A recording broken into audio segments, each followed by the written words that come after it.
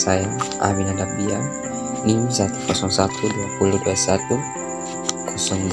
Saya dari kelas B. Di sini saya akan menjelaskan tentang apa itu agama, teman-teman. Jadi teman-teman, agama itu adalah sistem yang mengatur kepercayaan serta peribadatan kepada Tuhan atau sejenisnya. Nah, serta tata kaidah yang berhubungan dengan adat istiadat dan pandangan dunia yang menghubungkan manusia dengan tatanan kehidupan. Pelaksanaan agama juga bisa dipengaruhi oleh adat istiadat setempat. Nah, teman-teman, pentingnya agama juga dapat mencakup ritual, khotbah, peringatan atau pemujaan terhadap dewa atau dewi, pengorbanan, festival, dan sebagainya. Nah, kata agama ini teman-teman kadang-kadang itu digunakan berganti dengan iman, sistem kepercayaan, atau kadang-kadang mengatur tentang tugas. Namun menurut ahli sosiologi yang bernama Emil Durkheim, ia mengatakan bahwa agama itu berbeda dari keyakinan teman-teman pribadi karena merupakan sesuatu yang nyata. Nah, Emilia juga mengatakan bahwa agama adalah sistem yang terpadu atas kepercayaan dan praktik yang berhubungan dengan hal-hal yang suci. Nah, di Indonesia ini teman-teman, istilah agama digunakan untuk menyebut 6 agama yang diakui oleh negara atau resmi diakui oleh negara, teman-teman, yaitu agama Islam, Katolik, Protestan, Hindu, Buddha, dan Konghucu, teman-teman. Nah, bagi para penganutnya, agama itu berisikan ajaran-ajaran mengenai kebenaran tertinggi dan mutlak tentang eksistensi manusia, teman-teman, dan petunjuk bagi bagian dan inti sistem-sistem nilai yang ada dalam kebudayaan dan masyarakat yang bersangkutan, dan menjadi pendorong dan menjadi pendorong, pengantar, serta tindakan-tindakan para anggota masyarakat. Nah, tindakan-tindakan para anggota masyarakat tersebut itu untuk tetap berjalan sesuai dengan nilai-nilai kebudayaan dan ajaran agama. Mungkin ini sedikit materi tentang apa itu agama. Sekian dan terima kasih.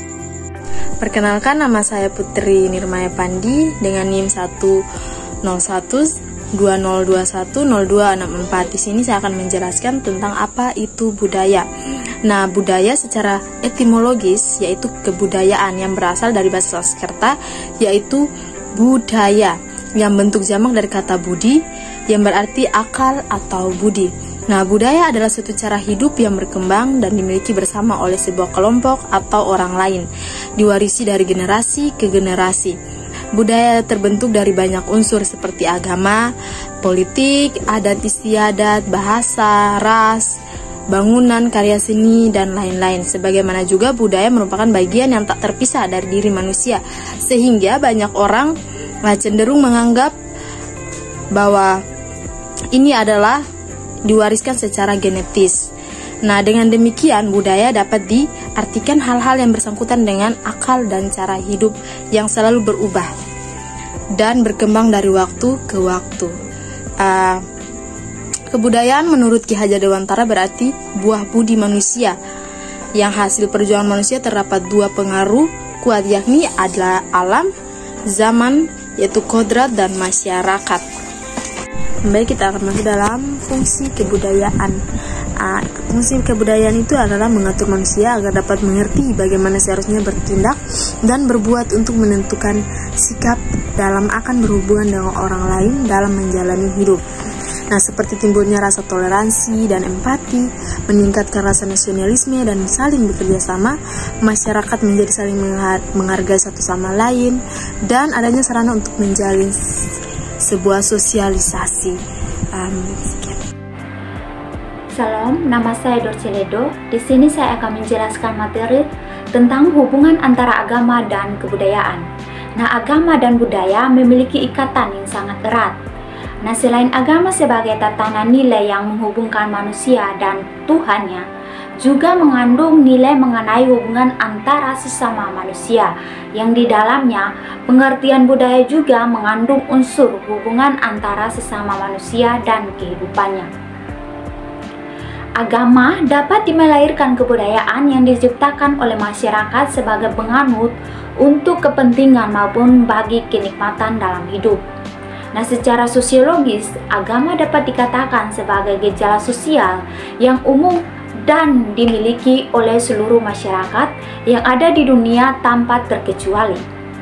Sedangkan budaya di dalam kehidupan masyarakat yang juga sebagai penganut agama tidak mampu untuk memisahkan diri dari kepercayaan atau agama yang dianutnya, sehingga sering terjadi sinkretisme dalam kepercayaan mereka.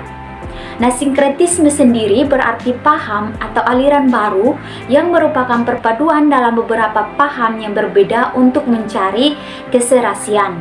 Nah, hubungan antara agama dan budaya juga telah mengalami perdebatan sejak lama, yaitu contohnya muncul pertanyaan, apakah kebudayaan yang menciptakan agama ataukah agama yang menciptakan kebudayaan? Nah, hal tersebut kembali pada kepercayaan masing-masing. Misalkan, pada kepercayaan seperti Nasrani, Katolik, Islam, dan lain sebagainya yang meyakini bahwa agama atau Tuhanlah yang telah menciptakan peradaban manusia, dan dari hal itu pula muncullah kebudayaan.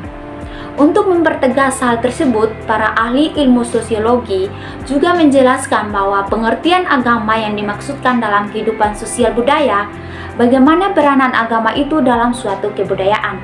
Nah, berdasarkan penjelasan tersebut, maka hubungan antara agama dan kebudayaan dapat dikatakan sebagai hubungan yang sangat kompleks, yang dapat dijabarkan sebagai berikut. Yang pertama, agama dan budaya adalah satu kesatuan yang utuh dan tidak dapat dipisahkan. Artinya, bahwa budaya telah melebur dalam agama sehingga budaya dapat dipahami sebagai agama. Nah, yang kedua, pemahaman yang berusaha membenturkan agama dan budaya dengan menganggap budaya sebagai ancaman bagi eksistensi agama. Artinya bahwa budaya yang sudah ada dianggap mengotori kesucian agama karena berbau mistis. Nah, yang ketiga, pandangan yang berusaha mengharmonisasikan agama dan budaya. Artinya bahwa agama dan budaya merupakan dua hal yang berbeda. Namun jika kedua hal ini dapat bersinergi atau bekerja sama dengan baik, maka akan saling menguatkan satu sama lain dan membentuk suatu karakteristik yang menjadi ciri khas dari persilangan tersebut. Nah, terima kasih penjelasan materi dari saya, semoga bermanfaat. Terima kasih. Shalom, saya Ruth Eri Nebola. Saya akan melanjutkan materi mengenai agama dan budaya Rote, khususnya Rote Denka. Rote merupakan salah satu pulau terselatan yang ada di Indonesia dan juga merupakan bagian dari Nusa Tenggara Timur. Salah satu daerah di Rote ialah Denka. Pada mulanya masyarakat Denka memiliki kepercayaan yang dikenal sebagai Dintiu. Nah, kepercayaan ini lahir dari kebiasaan atau budaya masyarakat Denka mengenai manusia dan alam semesta.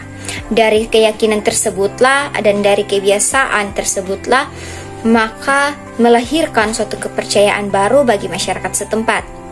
Mereka meyakini bahwa adanya makhluk atau manusia di alam lain atau alam gaib yang dibagi atas dua, yaitu langit atau atas dan alam bumi atau bawah, dan dikenal sebagai Nitumook. Kemudian diyakini oleh masyarakat Denka bahwa dari semua dewa atau Tuhan terdapat salah satu dewa yang agung yang disebut sebagai dewa pemberi hujan dan kemakmuran atau Teluk Aman Lailonda.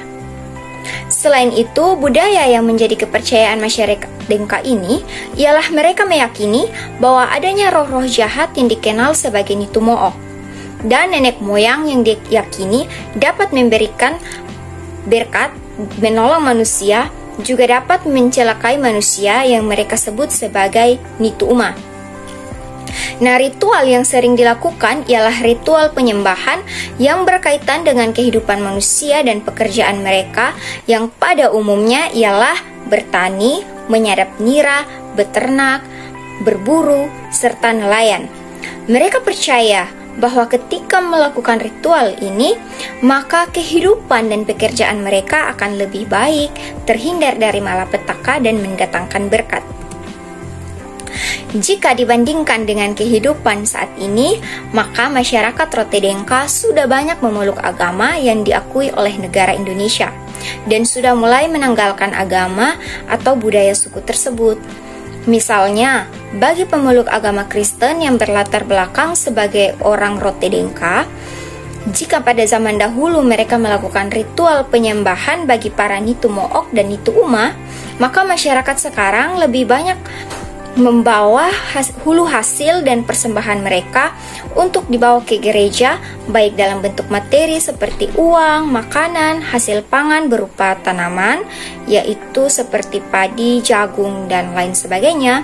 Kemudian ada pula hewan ternak seperti babi, ayam, kambing, sapi, dan lain sebagainya, dan juga bahan sandang dan lain sebagainya.